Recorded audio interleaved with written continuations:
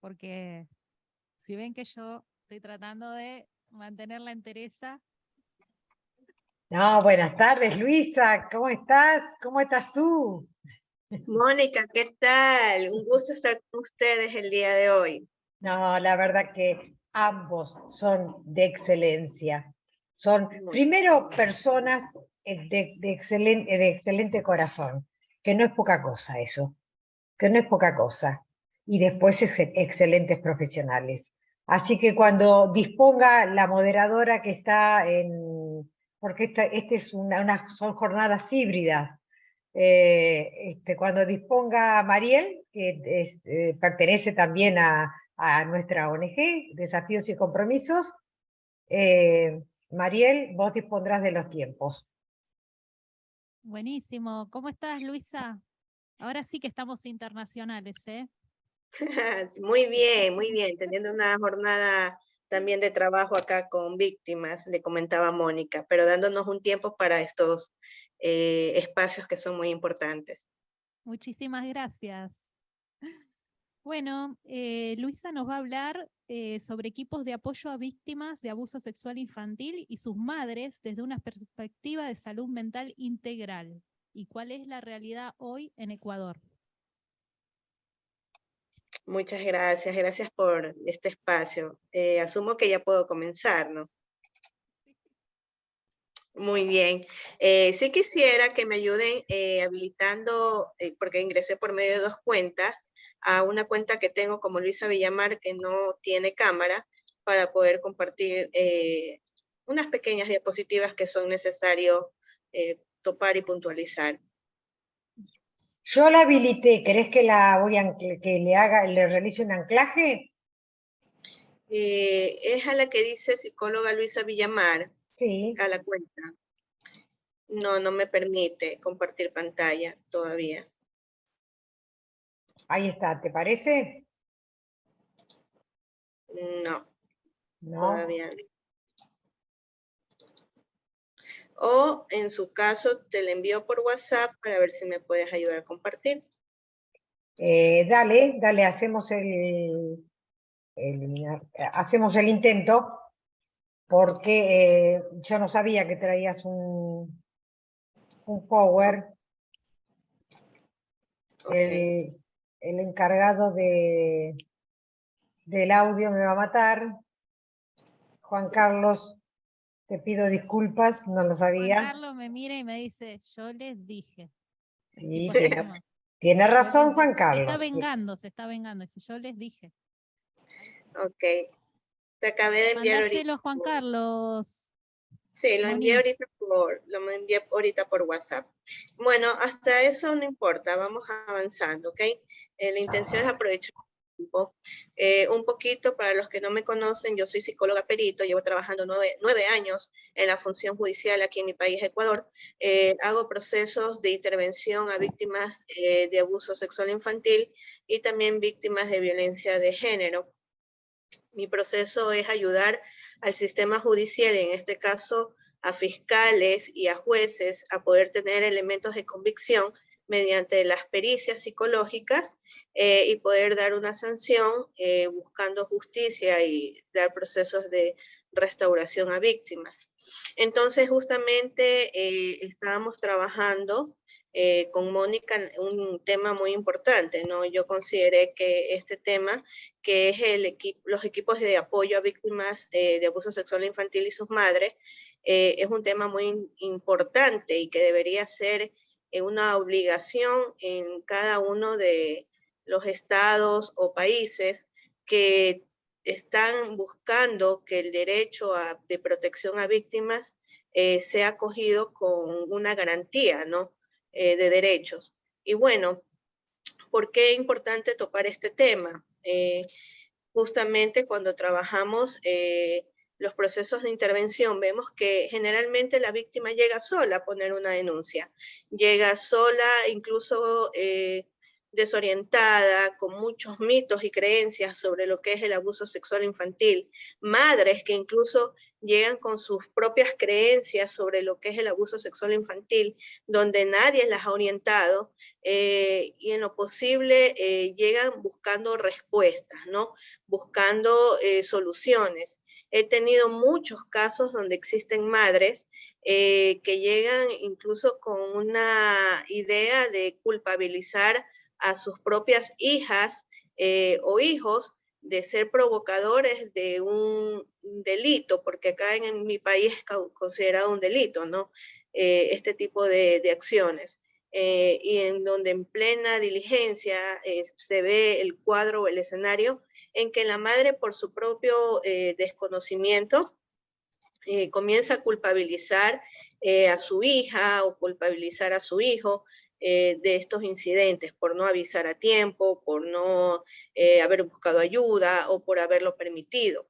Entonces vemos qué importante es que en estos escenarios se busque precisamente el acompañamiento, ¿no? Yo creo que si existiera el debido proceso de acompañamiento inicial, durante y posterior a todo lo que se pasa durante un proceso legal de las víctimas, podríamos incluso prevenir que los daños o las secuelas psicológicas que se generan en las víctimas y en el entorno, porque no solamente es que se afecta la víctima, sino también el sistema familiar, no sean de alto impacto. Entonces, bueno, dentro de estas aristas nosotros podemos encontrar que uno de los problemas mayores que se encuentran dentro de los procesos de judicialización es la victimización secundaria y también la victimización social. Se habla mucho que dentro de los espacios judiciales se comete mucha revictimización, ya sea porque la propia estructura de funcionarios judiciales, de jueces, son desconocedores del tema de contexto de violencia de género, del enfoque de género, y más bien en vez de buscar una ayuda, se busca castigar a las víctimas, ¿no? En ocasiones se ven mujeres que les cuesta venir a denunciar y más les cuesta seguir un proceso judicial. Y a esto se junta el hecho de convencer a un niño a que hable de lo que le está ocurriendo una y otra y otra y otra vez, ¿no? Dependiendo de lo que el juzgador solicite. Hay casos y casos. Hay casos en que el juzgador no solamente necesita la denuncia, también necesita escuchar el testimonio reservado en una cámara de Gesell, o necesita que la víctima exponga dentro de una sala de audiencia lo que ocurrió por tercera ocasión, ya después de haber sido escuchado por el trabajador social, por el médico legista, por el perito legista, por el policía de investigación, por el abogado que receptó la denuncia, por el propio fiscal, por el mismo abogado. Entonces estamos hablando de un escenario totalmente contaminado. En estos escenarios, usualmente las víctimas se encuentran solas, no están acompañadas. ¿Y esto qué provoca? Provoca una serie de respuestas emocionales que van construyendo una afectación en las víctimas. Es por eso que la victimización secundaria es uno de los mayores problemas que existen cuando las víctimas no están acompañadas. A esto se junta la victimización social, que quiere decir que es cuando el entorno con el que la víctima se está relacionando también repercute en que la víctima sea nuevamente revictimizada, ¿no? Y ahí viene la familia, vienen los grupos de apoyo, viene la escuela, vienen todos aquellos actores que intervienen dentro de la dinámica de ese niño, de esa niña, de ese adolescente, y de las propias madres o padres que están realizando los procesos de acompañamiento. Sujeto a esto, lo que ocurre es que las secuelas, bueno, ya vamos a ir hablando un poco. Luisa, perdóname, te pido mil disculpas. ¿Ya vos, tú quieres ya que suban el PowerPoint? Claro, excelente. Perfecto, listo, gracias. Muchas gracias, Mónica. Yo sé que Mónica está ahí siempre pendiente, ha estado pendiente desde inicio a fin, y créanme que yo me siento muy respaldada por el apoyo de ella. Y bueno, esto es un trabajo en equipo. Yo creo que las mejores cosas se hacen en equipo y trae buenos resultados. Ustedes me avisan cuando esté colocado para yo poder indicar. Justamente estamos en la primera diapositiva, no, la segunda. Donde estábamos hablando de estos factores, ¿no? De ahí la importancia del acompañamiento como garantía de protección de los derechos de las víctimas de abuso sexual infantil y de sus madres.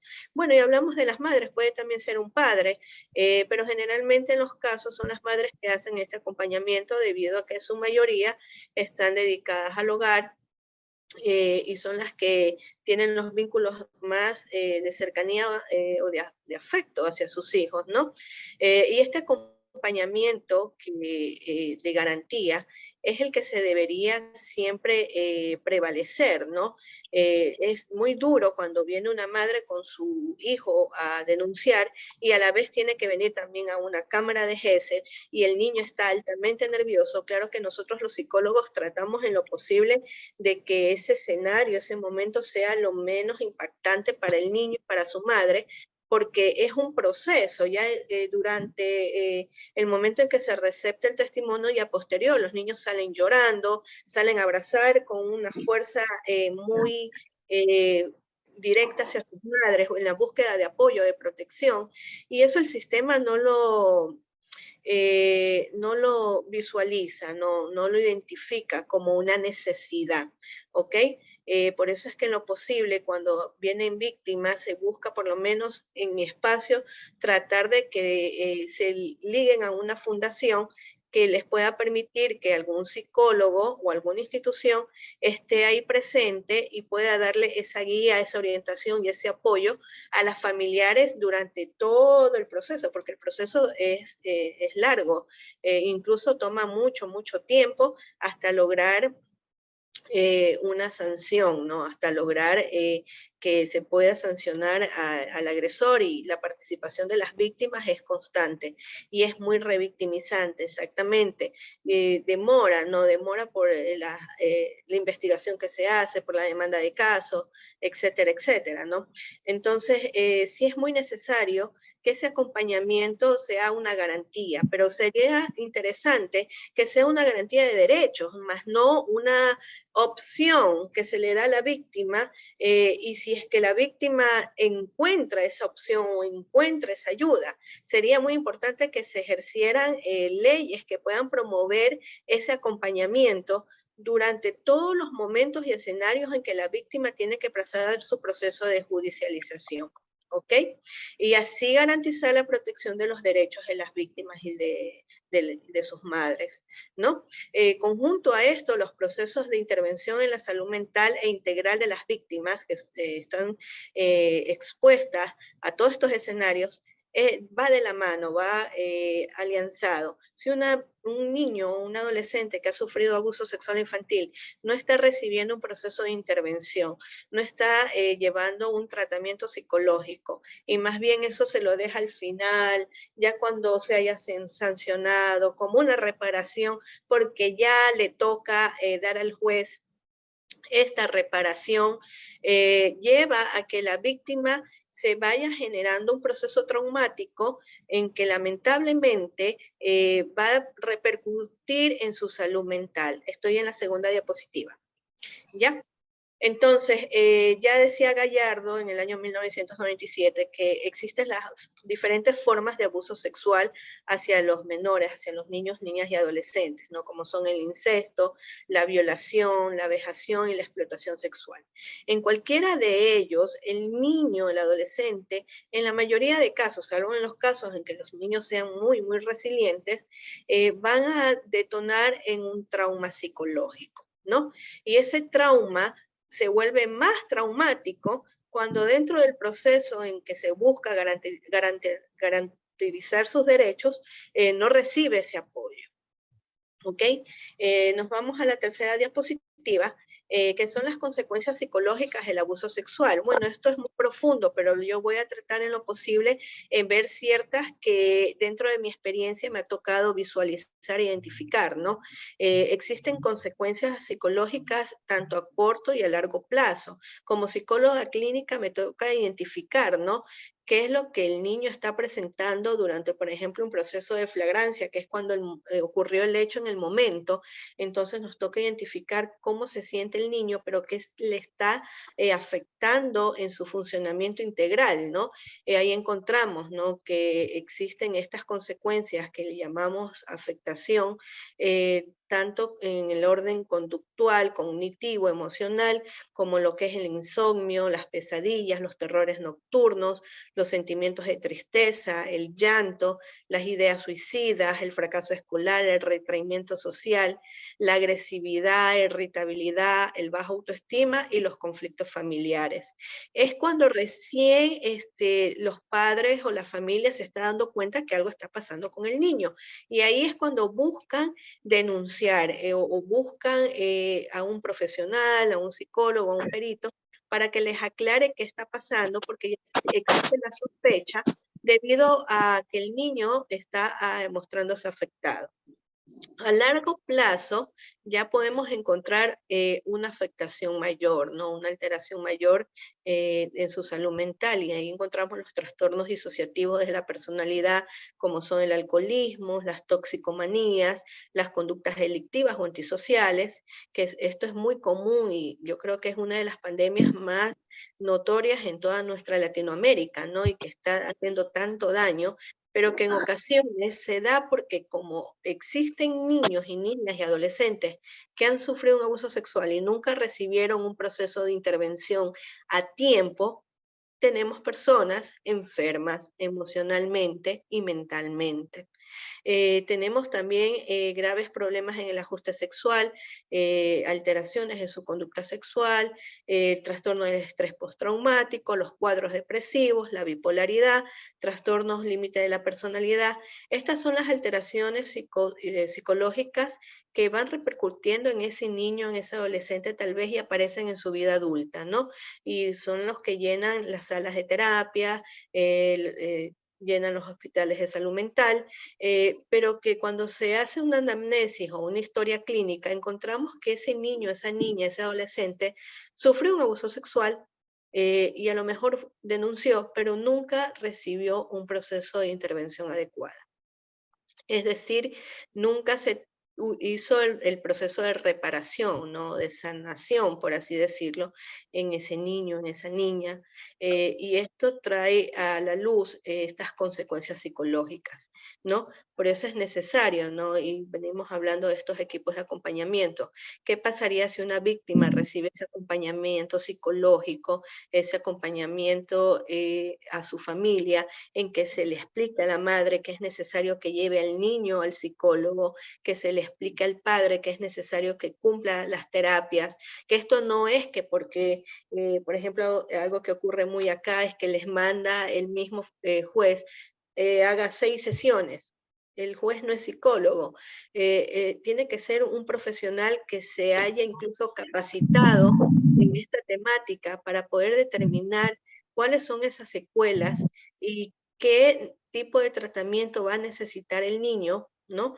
Para poder trabajarse y hacer un proceso de intervención adecuada. En ocasiones esto no ocurre, en ocasiones es una opción, en ocasiones a veces no existe un espacio psicológico para este niño, para esta madre, y se lo toma como algo a la ligera, algo que no es necesario. Cuando, por ejemplo, en mi país, la misma Constitución me habla de que es un derecho la salud mental de los niños, ¿no? Y que en ocasiones la letra queda ahí, pero no se ejecuta planes para que se pueda cumplir y se pueda informar a la familia que esto no es algo que solamente quedó en la denuncia y nada más. Las consecuencias psicológicas pueden afectar la vida de ese niño, de ese adolescente, y puede traer consecuencias nefastas, ¿no? En su salud mental, ¿no? Y ahí encontramos muchas personas que tienen que depender de psicofármacos, de tratamientos de por vida, porque ya incluso existe una discapacidad debido a un trastorno. Y eso es lo más lamentable, ¿no? Y en ocasiones, cuando no se recibe esa información desde una perspectiva integral, ¿qué es lo que quiere decir? Que no solamente es el apoyo psicológico.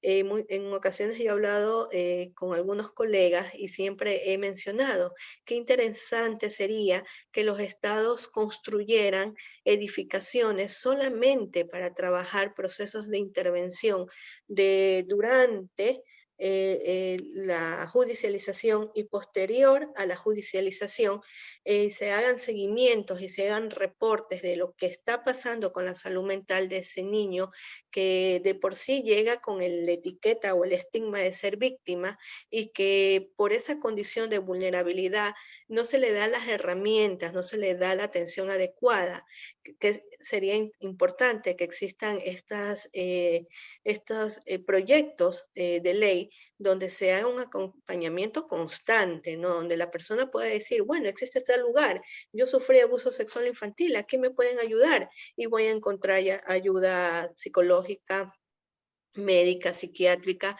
e incluso ginecológica. Yo he tenido muchos casos, por ejemplo, donde las madres vienen aquí con sus adolescentes que han sido víctimas de una violación sexual y que ni siquiera conocen la pastilla del día después. Entonces, donde el médico les practicó la valoración ginecológica de la pericia, pero no les hizo una información de que tiene que llevarla a un médico para interrumpir un proceso de embarazo dentro de las 48 horas. Y que en ocasiones yo, siendo psicóloga, tengo que dar esa información, imagínense. Entonces, sería interesante que existan estas instituciones para prevenir secuelas, ¿no? Para prevenir situaciones nefastas que después nos quejamos y decimos, bueno, la sociedad está llena de embarazos no deseados, está llena de adolescentes que han privado su desarrollo escolar, pero no vemos pues la génesis de todo esto, no nos apersonamos de lo que realmente está decayendo las mismas autoridades en poder beneficiar a las víctimas, ¿no? Esto ayudaría mucho a que exista un ahorro estatal en proyectos sociales si es que se trabajara desde la prevención y desde la intervención de manera adecuada. ¿No? Voy a terminar con una última diapositiva, ¿no? Que yo le he considerado como el trauma, como una lesión psíquica. En la última diapositiva está claramente evidenciado que el trauma es el resultado de un acontecimiento al que la persona no encuentra significado. No es que la persona va por la vida y diciendo yo soy traumada, tengo un trauma, he sido víctima y ahora ¿qué hago yo con todo eso? ¿No? Y que experimenta como algo insuperable e insufrible. Es decir, sí, no la ven. Si pueden compartir la última diapositiva, ahí por ahí me están escribiendo. Sería muy interesante para los que quieren tomar nota. Y justamente las personas llegan a la atención psicológica desconociendo que ese trauma es el que los enfermó psicológicamente y que por eso tienen una depresión y que a lo mejor esa depresión les va a acompañar de por vida porque se hizo una distimia, una depresión grave y van a necesitar farmacología durante todos los periodos de su vida y más que todo cuando no reciben atención psicológica, sino que se deriva al médico solamente. Entonces, es el trauma justamente, es este suceso, este acontecimiento no deseado, que la persona no le encuentra un significado del por qué lo vivió, por qué se debe ese trauma, ¿no? Y que lo experimenta como algo que va a ser imposible de superar. Imagínense un niño y un adolescente que está pasando un proceso traumático, donde vimos las consecuencias psicológicas. Ese niño, ¿cómo va a poder resolver aquello si no se le ayuda con la intervención temprana de un psicólogo? ¿Cómo va él arrastrando esa baja autoestima, ese problema de sueño, esos estados de tristeza? ¿Cómo lo va a poder superar? Y en ocasiones, ¿qué es lo que ocurre? ¿No? Que la persona desconoce qué es lo que le está pasando, ¿no? Y bueno, estos autores, Filkenhorst y Brownell, en el año 1985, definen la dinámica traumagénica como aquello que altera el desarrollo cognitivo y emocional de la víctima. Es decir, que la persona ve a la vida desde otra perspectiva, no como una persona saludable. Ve y concibe a la vida como algo negativo, como algo nefasto, como algo que va a repercutir en su vida y en sus relaciones, en su felicidad. Entonces son los pacientes que llegan a la consulta diciendo, no puedo ser feliz, o llega el adolescente con lesiones de cutting, cortándose los brazos, diciendo, no puedo ser feliz, no encuentro sentido de alegría, no me siento emocionalmente bien, porque paso triste, porque no encuentro felicidad ni en mis compañeros, ni en mi familia, ni en mis amigos. Entonces hay una alteración, y esa alteración, cuando no es sanada, no es intervenida, trae consecuencias negativas a largo plazo. Esto va distorsionando su autoconcepto, entonces ahí hablamos de la alteración de la autoestima, la vista del mundo y las habilidades afectivas. Sumado a los riesgos psicosociales que tenemos en todas las poblaciones y más que todo en Latinoamérica, donde existe altos índices de pobreza, donde existe narcotráfico, donde existe delincuencia, ¿qué es lo que se está fomentando? El desarrollo de nuevos sujetos que enfermos dañan a una sociedad. Entonces, los procesos de acompañamiento debería ser una garantía estatal por parte de los estados para poder generar procesos de intervención y cumplir los derechos de los niños, niñas y adolescentes en que ellos puedan desarrollarse integralmente lo más plenamente saludable posible. Bueno, esto ha sido un poco de mi intervención. No sé si alguien tiene alguna pregunta. Realmente este es un tema muy amplio, pero y he topado ciertas diapositivas muy claves. No voy a ahondar más allá porque sí quisiera escucharlos a ustedes. En lo posible, cuando uno está trabajando en estos espacios de justicia, yo busco darle a las víctimas soluciones, más no poner bloqueos ni limitantes, y yo creo que es lo que se nos une a cada uno de los que estamos aquí presentes, ¿no? El poder trabajar de manera conjunta y ser una red de apoyo para todo un sistema social, un sistema judicial, ¿ok? Muchas gracias, Andrea. Sí, realmente sí, ha sido una ponencia corta, y no sé, Mónica. Excelente, Luisa. Yo coloqué en el chat del Zoom que luego de la ponencia de ambos, recién ahí comenzaríamos con la ronda de preguntas, porque, bueno, me parece que es la manera de integrar, de tener una mirada integral, desde la abogacía y desde la psicología, desde dos campos. ¿Te parece? Perfecto, Mónica, yo estaré aquí presente. Bueno, gracias María Luisa. Bueno, Juan Pablo, buenas tardes, ¿cómo estás? Muchísimas gracias por estar. Sabemos que has hecho un esfuerzo muy grande debido a tu estado, bueno, uno pasa a veces por estos estrés o estreses, un cúmulo de estreses.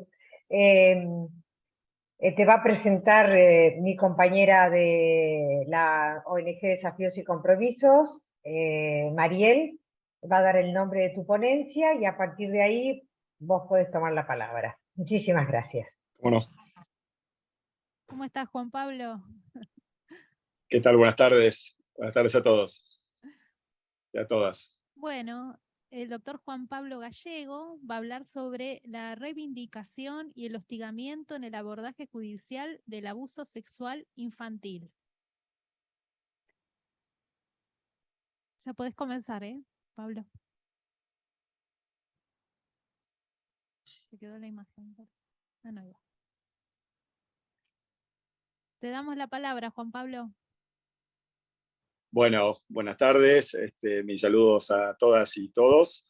Y bueno, comenzar. Interesante la propia denominación que se ha asignado a la ponencia, porque creo que esto de la revictimización y el hostigamiento es un proceso, a las víctimas de abuso sexual, es un proceso que ha ido sofisticándose con el curso del tiempo y adquiriendo ribetes cada vez más violentos, y enlazando con lo recién expresado por mi compañera psicóloga, sí creo que es fundamental que el Estado tenga un rol muy diferente al que actualmente tiene, que estos sistemas de acompañamiento los provea el propio Estado y los provea el propio sistema judicial. Lamentablemente en la Argentina, cuanto menos, y en mis experiencias tanto en Honduras como en España, en igual el sentido, yo veo un escaso compromiso por parte del Estado a la hora real del abordaje judicial, ¿no? El momento del abordaje judicial es un momento en que la víctima es sometida a un ejercicio de poder desde el propio momento en que pisa los tribunales para esta denuncia, ¿no? Por supuesto, con honrosas e importantes excepciones. Es decir, hay buenos funcionarios, hay buenos psicólogos, hay buenos peritos, y algunas de estos están repartidos en el sistema judicial de la Argentina y en sus distintas jurisdicciones. Ahora bien, como sistema, existe una suerte de desprotección integral del niño o de la niña víctima de estos delitos. Y creo yo que más que un desconocimiento del enfoque de género, creo que en algunos casos hay un profundo conocimiento del enfoque de género y un profundo conocimiento de cómo quebrar a una víctima y cómo evitar que una denuncia prospere, cómo generar el desgaste en una víctima, cómo inducirla a una retractación, cómo esta víctima dejarla sola, ¿no? Por eso digo, agrego al debate, acuerdo con los equipos de acompañamiento, pero esos equipos de acompañamiento deben estar proveídos por el propio Estado y enlazados con el sistema judicial. Yo creo que cuando se habla de perspectiva de género, se habla de perspectiva de niñez, por un lado no es un mero eslogan y por otro no se trata de algo que creo que debiera ser optativo, ¿no? Quiero decir, me parece que si me toca ser magistrado en un país como la Argentina, por ejemplo, que ha suscrito convenciones internacionales sobre derechos de la mujer, y muy particularmente la Convención sobre Derechos del Niño, digo, se cae de maduro que yo no puedo decir estoy en desacuerdo con esto. Yo no creo en el abuso sexual, yo no le creo a las víctimas, ¿no? Cuando se habla del yo sí te creo, digamos, creo yo que es una suerte de respuesta, digamos, ¿quién es el que no cree? Digamos, ¿no? Y parece que mucho del que no cree es el propio Estado o el propio Estado a partir del Poder Judicial.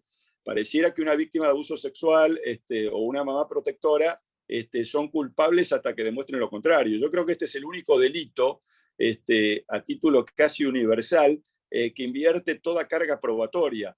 Creo que toda persona que concurra a los tribunales a denunciar cualquier tipo de otro delito, enseguida es acompañada. Este acompañamiento al que se refería la compañera se da habitualmente. Hola, vengo a denunciar un robo. Bueno, entonces la gente enseguida se compadece, pero pobre, le han robado, siéntese, tome un vaso de agua. Ahora, cuando se trata de una denuncia de un abuso sexual, lo primero es no creerle. Y vuelvo a decir, esto no es ingenuo. O sea, que puede haber brutos en el Poder Judicial, puede haberlos, porque evidentemente no tenemos el mejor mecanismo de selección para la elección de magistrados. Puede haber brutos, pero digo que también hay acciones voluntarias dirigidas a desestabilizar a la víctima, a impedir que esos procesos avancen, a desproteger y a entender muchos de estos efectos que mi compañera adelantaba, que tienen que ver con efectos ya propios de la victimización inicial, que por supuesto se multiplican y se reproducen en el escenario judicial, ¿no? Entonces creo que hemos tenido distintas etapas y en la Argentina vamos llegando a las etapas más brutales de la reacción contra los denunciantes, también la reacción contra los profesionales que asisten a los denunciantes, que terminan permaneciendo en una situación de absoluta soledad. Por eso digo, el Estado hoy tiene un acompañamiento muy pobre y el Estado no puede ser un mero proveedor de oficinas de denuncias que luego dejan a la víctima indefensa en el sistema judicial. Creo que acá se impone una revisión muy fuerte del accionar del sistema judicial. Creo que es algo que actualmente está de algún modo en carpeta, pero que el Estado y la Argentina tienen el desafío de que esto no solo esté en carpeta, sino que comience a trabajarse, ¿no? Conversaba el otro día con una persona realmente brillante y con un conocimiento acabado de esta problemática y de lo que ocurre en el abordaje judicial de esta problemática, que es Dora Barrancos. Me pareció impresionante, digamos, el diagnóstico de situación que ella pudo hacer en esta conversación conmigo, ¿no? Entiendo que Dora tiene, entre múltiples especializaciones y experiencias, no tiene, creo yo, la calidad de abogada, y quizás en buena hora que así sea, pero razonaba con una calidad con la cual no razonan muchos magistrados, ¿no? Entonces digo, este desgaste, esta revictimización, a veces estos procesos incluso de inducción, se van generando distintos mitos, ¿no? Uno ha sido por años el SAP, ¿no? El famoso SAP. Aquí hay una alienación parental, aquí hay tal cosa. Es decir, siempre se van apareciendo distintos mecanismos mediante los cuales ya se descalifica de entrada a la víctima.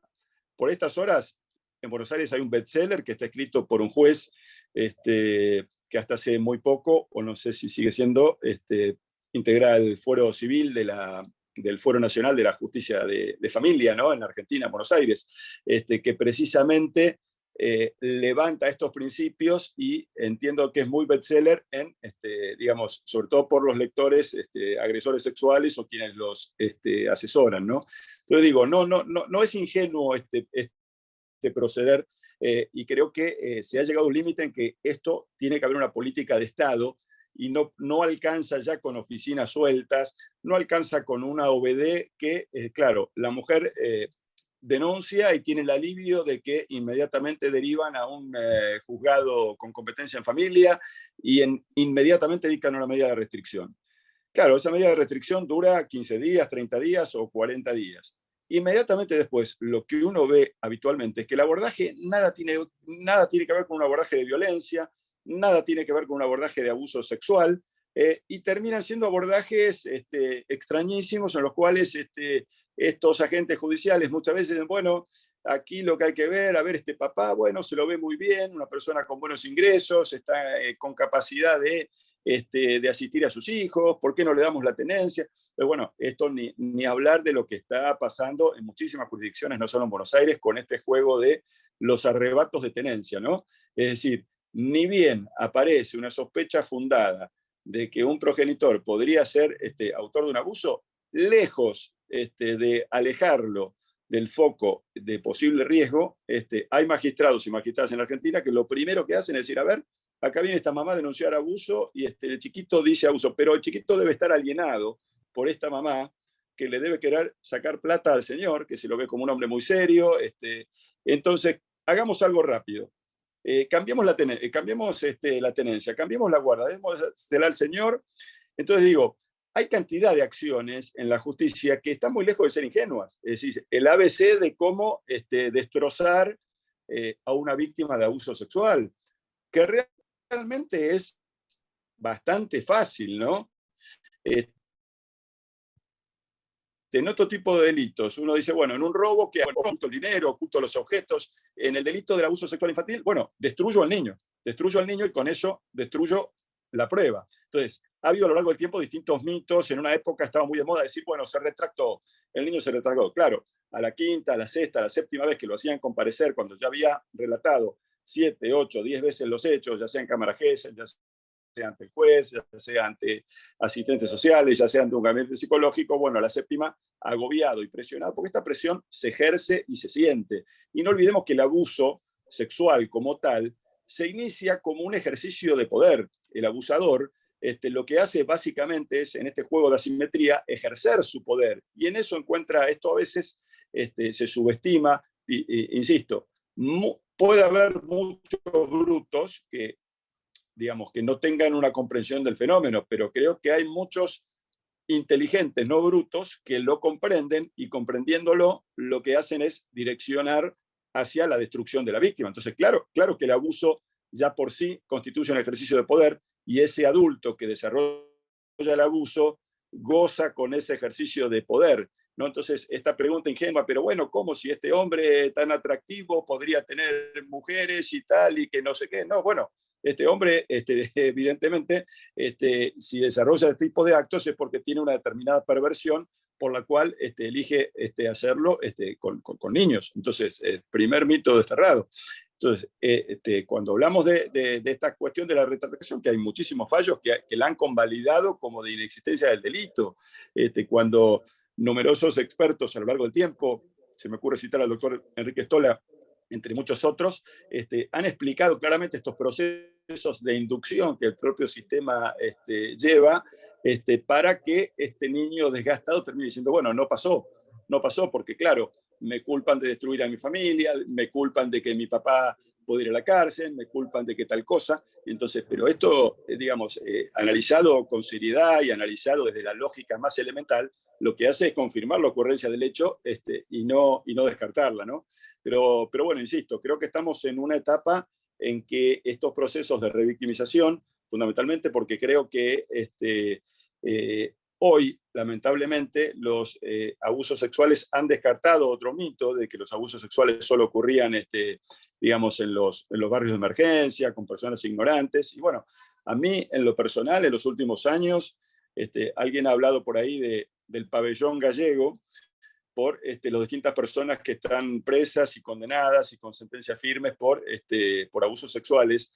Y a mí me han tocado todas personas habitualmente de clase muy alta, algunas personas distinguidas en la sociedad, otros empresarios, otros grandes profesionales y demás, y se confirmaron los abusos. Ahora bien, para llegar a esas sentencias, para llegar a esas condenas, hubo que atravesar verdaderos calvarios, porque por todos los medios el propio sistema judicial fue poniendo obstáculos o poniendo situaciones beneficiosas a favor de la persona acusada, ¿no?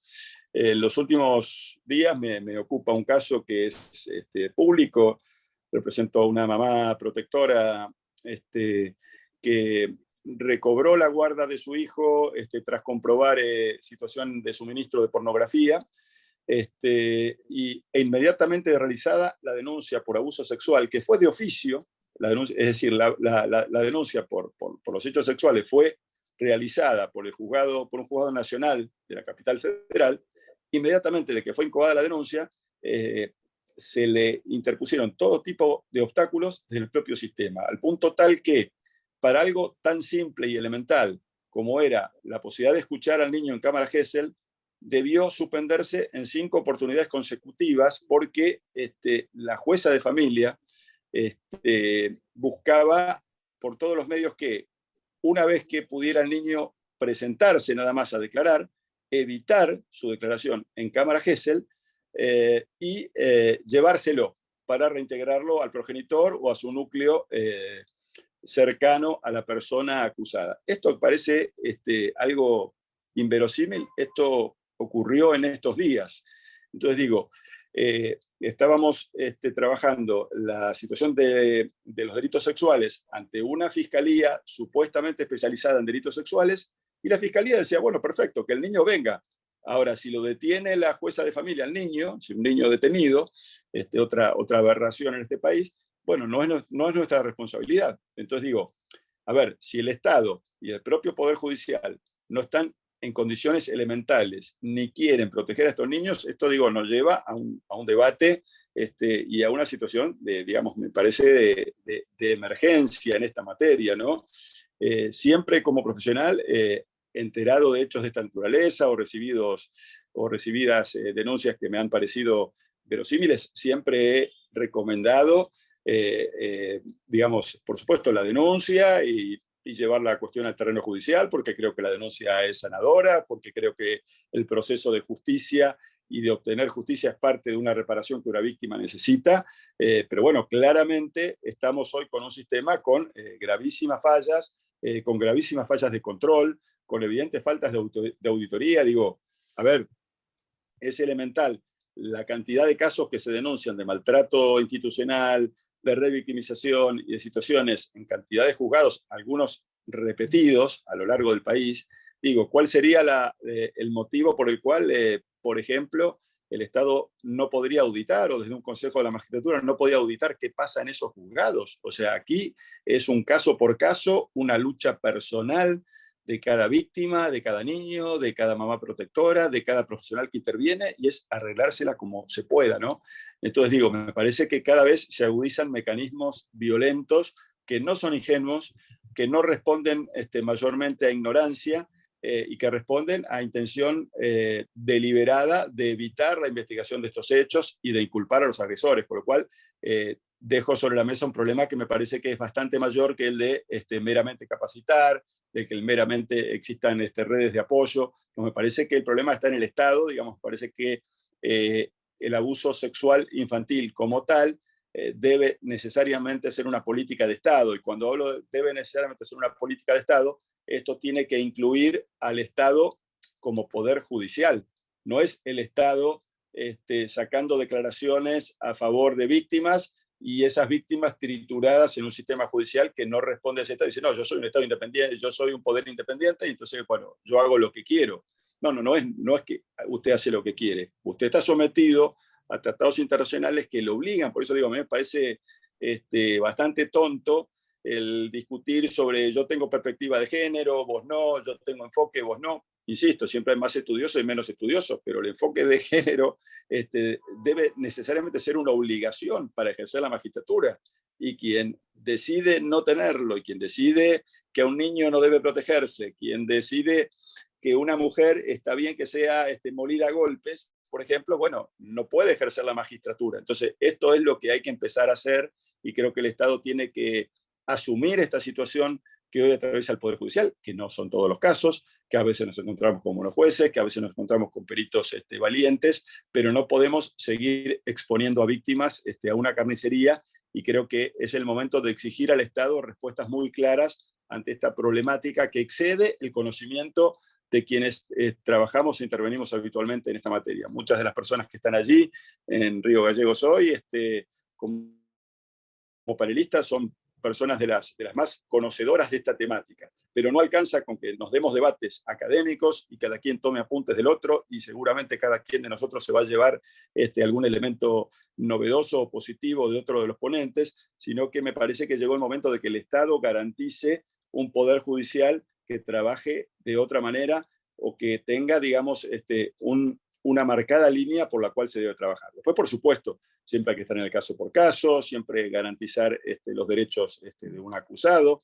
No significa que toda denuncia inmediatamente debe ser validada, pero de lo que se trata es de que a la víctima se le allane el camino a tener un trato digno, a tener un trato respetuoso, a que se respeten protocolos, a que una víctima declare una única vez, que esa vez que declara no puede ser secuestrada o molida a palo por un policía porque no se sabe quién lo dejó entrar. Entonces digo, estos son los estándares mínimos que la Argentina hoy tiene que poner a discutir, de modo tal de hablar seriamente de un abordaje, porque de otro modo quienes impulsamos permanentemente que estas cuestiones deben denunciarse, que debemos acompañarlos, que debemos lograr una reparación para las víctimas y demás, estamos al límite de decir, bueno, a ver, te estoy recomendando que lo hagas, pero sabe que lo que vas a hacer puede traer consecuencias incluso para tu salud, ¿no? Entonces me parece que aquí el gran ausente es el Estado como Poder Judicial, y el Estado como tal en términos de permitir que el Poder Judicial actúe como actúa en estos casos. Esto por ahora, por lo menos para introducir la cuestión. Buenísimo, Juan Pablo. Acá tenemos están haciendo varias consultas. Dice, ¿no hay sanción alguna para jueces que no aplican las leyes? Efectivamente, no, me refería a eso, no hay ningún tipo de controles, todo se limita a que la persona afectada por esta muy posible inaplicación de leyes, a veces mucha gente lee, decir, qué suerte, tenemos tratados internacionales, tenemos la convención, tenemos la ley nacional de protección integral, entonces, lógicamente, voy a la justicia y un juez la va a aplicar. Como decís vos, ¿qué pasa si no lo aplica? Y no pasa nada, porque imagínate que la víctima que recibió esa inaplicación, que el niño fue torturado, esa mamá a la cual el niño que por culpa de que el niño relató en una cámara Gesell que el hombre era abusador, le quitaron la tenencia, digamos, ¿qué necesita esa mujer, por ejemplo, para luego de eso además hacer una denuncia efectiva ante el Consejo de la Magistratura, lograr que el Consejo de la Magistratura lo trate? Digo, volvamos también a la cuestión cultural, digamos, ¿no? Cuando pasan estas cosas es porque, digamos, la pedofilia es algo bastante más extendido también de lo que creemos. No son pequeños islotes de enfermos mentales que se sienten atraídos por los niños. O sea, la pedofilia es un fenómeno absolutamente expandido en la sociedad, en capas altas, en capas bajas, y por supuesto que puede abarcar desde jueces a porteros de edificio aficionados a este terrible flagelo. Entonces, en la medida que esto no se visualice como tal, evidentemente es muy difícil abordarlo y es muy, muy difícil además exigirle a la víctima que diga, bueno, y si le pasó esto, ¿y usted por qué no exigió que le apliquen la ley? Y porque, mire, me molieron a palos, o porque además me sacaron a mi hijo, o porque ya contraté 32 abogados y llegué a que no pasó nada, ¿no? Entonces, creo que el Estado tiene que tener un seguimiento, digo, si no, tenemos que pensar que la Argentina o hace un seguimiento de estos casos, o hace una auditoría de estos casos, o la Argentina tendrá que pensar, bueno, no podemos sostener la ratificación de convenios internacionales que claramente no estamos cumpliendo. Exacto. Acá hay otra consulta que dice, ¿qué pasa cuando un violador se abstiene a declarar? Eso sería. ¿Qué ocurre? ¿Qué se puede hacer? ¿O qué pasa? Dice, ¿qué pasa cuando un violador se abstiene a declarar? Bueno, ese es un derecho constitucional que debe ser amparado. En ningún momento yo como abogado cerceno la posibilidad de defensa de un acusado. Con todo gusto puede hacerlo de la mejor manera, negarse a declarar, tiene derecho constitucional a mentir. También digamos que, y vuelvo a esto de la actuación de los operadores judiciales, ¿no? Y alguna vez he leído por ahí, creo que Carlos Rosansky lo ha escrito y yo lo suscribo, se genera un mito tan grande de que es casi imposible probar los abusos sexuales, que es una enorme mentira, por lo menos desde mi punto de vista. Creo que es una materia que, así como tiene muchísimas dificultades en el abordaje, producto de estas cosas que estamos hablando, producto de cuestiones culturales y demás, existen protocolos estandarizados para obtener testimonios de niños, existen protocolos estandarizados para obtener indicadores determinados que confluyen en confirmar un abuso sexual, existen mecanismos estandarizados en el plano internacional para la validación de relatos de abusos sexuales, para considerarlos verosímiles, con lo cual yo no veo que la dificultad esté en el elemento probatorio. Me parece que hay quienes se agarran también de este otro mito, no, probar un abuso es imposible. No, bueno, quizás lo que es difícil es lograr atravesar todo el proceso y que un juez finalmente condene. Pero probar un abuso sexual, a mí me ha pasado en oportunidad de casos, no, me parece que lejos de ser imposible, cuando el abuso ha sido correctamente denunciado, existe un relato verosímil de un niño, existen los indicadores suficientes, existe un contexto temporoespacial, digo, no veo ninguna dificultad, digamos, por eso me sorprende que sea supuestamente culturalmente tan fácil considerado probar otros delitos y que este sea un delito de prueba imposible. No lo es en absoluto de prueba imposible. Creo que hay otra gran mitología falsa y mentirosa sobre ese punto, ¿no? También acá dicen, ¿qué hacemos cuando la justicia no actúa en el caso de la víctima? Bueno, es lo que ocurre, diría yo, en 6 o 7 casos de cada 10, ¿no? Están los órganos jerárquicos, están los órganos disciplinarios, pero suelen llegar tarde, ¿no? Por eso creo que la víctima, digamos, no debe llegar sola a los tribunales, no debe estar ya preparada de algún modo para entender que va a atravesar un proceso que puede ser un proceso traumático o que reproduzca las experiencias traumáticas a partir de esta agresión y de este maltrato, ¿no? Pero bueno, es de toda obviedad que no solo los procesos que conducen digamos, a una denuncia judicial son dificultosos, sino que incluso en el plano de la experiencia, los índices de condena son bastante bajos, y muchas veces esto no significa que se trate de denuncias falsas, ¿no? En materia de niños, hay distintas estadísticas en la Argentina y en el plano internacional que nos hablan de porcentuales de veracidad de denuncias de niños en materia de abuso sexual que en todos los casos superan el 90, 95, 97% de credibilidad, ¿no? Con lo cual también acá volvemos a derribar otro mito, ¿no? Lo que pasa cuando la rechazan, cuando no procede o lo que sea, bueno, es, por supuesto, tratar de estar acompañadas de los mejores profesionales posibles, más comprometidos, trabajar, recurrir, y bueno, en el marco de un proceso que va a seguir siendo desgastante, que a veces lleva años. Aquí cuando se recurre a una sentencia adversa, pese a que existen los elementos, quizás nos vamos a una Cámara de Casación que puede estar 3 o 4 años revisando estas sentencias, ¿no? Entonces, ¿qué pasa con esa víctima que quizás inició el proceso judicial con 6 años, luego tiene 16 y todavía no tiene una respuesta de la justicia? Bueno, este es otro gran debate, ¿no? Y que también tiene que ver con esto. ¿Cómo debe tratarse a la víctima? El sistema judicial también tiene que ver con los tiempos que el sistema judicial le dedique, entender que para una víctima no es lo mismo que la respuesta llegue 14 años después o que el desasosiego de una respuesta positiva llegue 1 año y medio o 2 años después de la denuncia, ¿no? Insisto, creo que hay que hacer una profunda revisión del sistema judicial en este punto y terminar con el cuento de los bandos, los que tienen o no tienen perspectiva de género. Señores, la Argentina tiene suscritos estos tratados. Si usted quiere ser juez y quiere cobrar este sueldo de por vida, fenomenal. Esto está incluido. Y esto no significa que todas las denuncias son válidas de por sí, que toda persona denunciada por estos delitos tiene que ser condenada, ni mucho menos. Siempre tiene que haber una condena fundada en pruebas. La prueba, en estos casos, no es de producción imposible, como se suele decir, es de producción posible, pero creo que debe exigirse a los magistrados estar a la altura de los estándares lógicos a los cuales la propia Argentina está comprometida, ¿no? Buenísimo, Juan Pablo. No sé si alguien más tiene alguna consulta para Juan Pablo de aquí. Nos vamos a una consulta, Juan Pablo, ahora para María Luisa. Bueno. Dice, ¿qué acciones considera pertinente para un abordaje integral? Muy buena pregunta. Interesante ponencia la del doctor Juan Pablo, muy exacta, ¿no? Porque esos son, yo digo, los puntos críticos que en ocasiones debilitan al sistema. Y bueno, ¿qué acciones se deberían realizar, ¿no? De manera exacta en estos casos?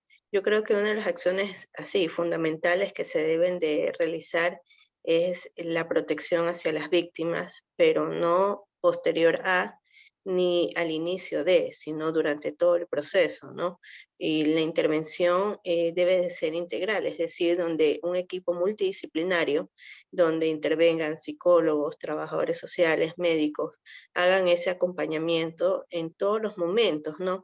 Porque en ocasiones las víctimas pasan de un psicólogo a otro psicólogo a otro psicólogo, y si el psicólogo del Ministerio de Salud lo cambia, pasa a otro psicólogo y sufre lo que yo decía, una revictimización social, aparte del sistema judicial donde están expuestos. Entonces sí sería pertinente, ¿no? Que sea explorado en su salud física con todas las determinaciones que se realizan a nivel de la Organización Mundial de la Salud, en la prevención de la salud sexual, reproductiva de los chicos, de los adolescentes, más que todo en los adolescentes, ¿no? Esas son las acciones inmediatas y determinar incluso los antecedentes psicopatológicos que existen en la familia, porque eso puede repercutir a que la vulnerabilidad psicológica se acentúe en las víctimas. Buenísimo, María Luisa, muchísimas gracias. La verdad, no sé, es de excelencia la ponencia de ustedes. Sí, excelente, tanto por Zoom como por Facebook. Realmente están encantados por las ponencias de ustedes, clarísimos. Dice que le vamos a preguntar si fueron clarísimos. Fueron muy poquitas las preguntas. A mí me gustaría, Juan Pablo, realizarte por ahí este intercambio de ideas, ¿no? Porque vos decías que es real. ¿Cómo no puede un magistrado no tener perspectiva de género? Debería caerse de maduro, pero la realidad concreta es que son muy pocos los magistrados y magistradas que tienen perspectiva de género. Y una de las una de las grandes, uno de los grandes problemas, creo que en la propia academia, el nivel académico en las universidades, no se introducen estas temáticas, no solo la perspectiva de género, sino temáticas como violencia de género, violencia intrafamiliar, abuso sexual contra niños, niñas y adolescentes. En todo caso lo toman como en calidad de seminario, pero no como, observo que no, tengo un hijo que está por recibirse, entonces yo observo esto, ¿no? Que en la universidad donde él está cursando, de hecho varios amigos en otras universidades, no tienen un corpus realista, porque cuando se reciban se van a encontrar con realidades totalmente diferentes, que quizás abogadas, abogados, abogades que con vasta experiencia pueden llegar, aún costándole muchos, pasar por muchos entramados, por muchos escollos, porque el Poder Judicial es un entramado perverso, es una trituradora de seres humanos. ¿Vos qué podías agregar, o si estás de acuerdo o no? Sí, coincido en que hay poca formación, poca especialización en esta materia en la facultad. En mi caso, en la Universidad de Buenos Aires me tocó tener la primera cátedra de protección integral de derechos del niño, que durante muchos años funcionó muy bien y fue muy, muy novedosa, pero es muy poco común en general en la formación. No obstante esto, el riesgo además de toda esta falta de formación es esta moda que hoy tiene esta temática, que es una moda que juega un poco en contra, ¿no? Digo, como rememorando, cuando ocurre el caso mediático del cura Grassi, que me toca encabezar su acusación a posteriori, casi todos los directores de los principales despachos jurídicos penales de la Argentina se constituyeron inmediatamente como defensores de este hombre, ¿no? Entonces, y ninguno tenía un máster ni en violencia, ni en no violencia, ni abuso, ni no abuso, pero se fue consolidando una modalidad de triturar víctimas que hoy es una moda interesante y peligrosa a la vez, ¿no? Digo, hace 25 años, cuando a mí me tocó empezar en esta temática, ya para fines de los 90, primero y principal, yo ni antes ni ahora me he considerado experto en nada, nunca me puse ningún título que no me hayan dado el grado académico de tal. Pero digo, si uno allí por los 90 decía, yo soy abogado experto en niñez, a uno lo podían mirar como diciendo, algún problema cognitivo debe tener este hombre, no sabemos de qué habla. No era una modalidad siquiera vista como tal, ¿no? Estaba el abogado laboralista, el abogado penalista, el abogado de derecho administrativo, y bueno, y un poco así se repartían las cosas. Hoy, lamentablemente, para mal, por eso digo, los avances traen contraataques y traen retrocesos y traen golpes, y esto pasa también, digamos, por decir algo, la cuarta ola feminista trajo un montón de avances, la lucha de la mujer consolidó muchísimas leyes, pero a la vez hay un castigo virulento como represalia, y esto pasa hoy, donde lamentablemente también es cierto que tenemos muchos colegas, por así denominarlos, que se dedican desde la profesión también a triturar niños con la facilidad que esto, digamos, puede lograrse, como hablaba al principio. Se trabaja con una prueba del delito muy frágil. Destruir a un niño de 5 años que viene de ser, por decir algo, violado o abusado sexualmente por su progenitor durante 4 años de su vida, es lo más sencillo que pueda haber si el sistema no protege a ese niño. Con lo cual, está lleno, lamentablemente, de profesionales del sector privado que hoy sí ven como, y se ve como una nueva rama, y no una rama formada, como decías vos, porque la universidad forma poco en esto, pero sí se ve como una oportunidad de negocio, decir, bueno, yo voy a dedicarme a triturar pibes que denuncien abuso. Entonces, realmente estamos en una situación de peligro con eso. Juan Pablo, mira, acá me llegó, dice, los imputados por abuso sexual infantil deberían también ser imputados por el delito de violencia de género cuando es niña. A ver, la violencia de género como tal en nuestro país no tiene una tipificación de orden delictivo en el Código Penal. La violencia de género, digamos, normalmente transcurre, digamos, en los procesos civiles. Sí, hoy es un agravante, digamos, que un abuso sexual se produzca en un contexto de violencia de género, hoy, dado estos adelantos legislativos, sí es un agravante. Quiero decir que esto lleva a que la persona que cometió ese delito y que se comprobó es pasible de que un tribunal o un fiscal o un abogado creyente agregue como agravante que se da en un contexto de violencia de género. Creo que ese es el avance, pero no tiene una entidad propia como delito penal, pero es una parte muy importante del entramado, digamos. No siempre el violento de género va a ser un abusador sexual, porque bueno, estamos hablando de fenomenologías que pueden tener diferencias, pero cuando concurren ambos extremos, bueno, estamos ante una situación de enorme gravedad y sí constituye un agravante, pero no un delito autónomo la violencia de género. Buenísimo, Juan Pablo, muchísimas gracias. Bueno, muchísimas gracias, Juan Pablo, muchísimas gracias, Luisa. Excelente las ponencias, excelente las preguntas también me parecieron. Y bueno, los esperamos para el próximo año, que se vayan preparando ya para las terceras jornadas de coloniales. Muchas gracias y un abrazo. Muchas gracias. Gracias, Mónica. Gracias y felicidades a ustedes por estos espacios que son muy interesantes. Y es que se ve estas falencias, ¿no? Del enfoque de género, de saber el espacio que se le da a las víctimas.